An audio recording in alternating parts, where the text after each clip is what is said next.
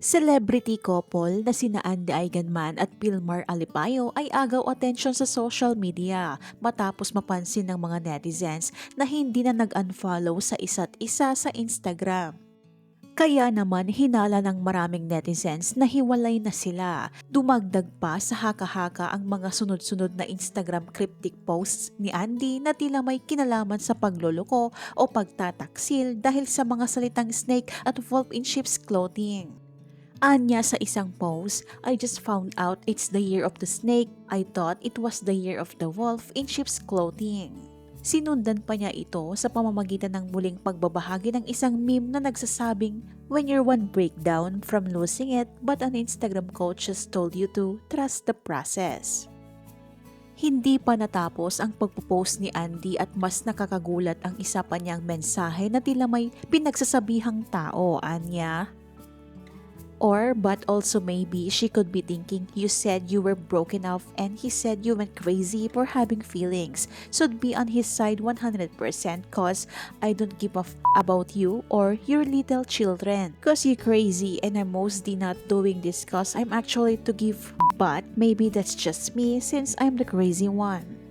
Sa kabila ng mga haka-hakang tila may tinik sa relasyon ni Andy at Pilmar ay makikita pa naman ang ilang larawan nilang magkasama sa kanilang IG account. Matatandaan na nagka-issue na rin si Pilmar noong nakaraang taon dahil sa nag-viral na video nila ni Krisa Habibi na tila iba umano ang galawan o pakikitungo ni Pilmar habang kausap nito si Krisa.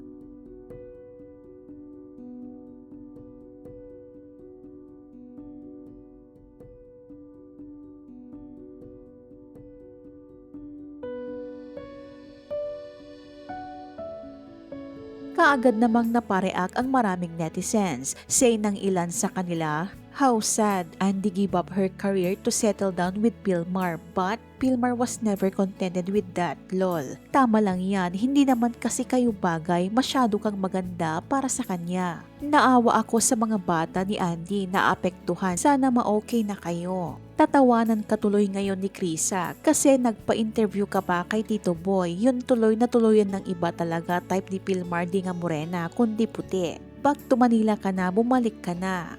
It's so obvious naman na babaero yang si Pilmar, nilosyang niya si Andy. Sina Andy at Pilmar ay na-engage noong taong 2020. Sila ay may 2 anak, sina Lilo at Kowa. Nauna na nilang inanunsyo noong Abril na ipagpapaliban ang kanilang kasal dahil nagluluksa pa rin sila sa biglaang pagpanaw ng ina ni Andy, ang veteranang aktres na si Jacqueline Jose.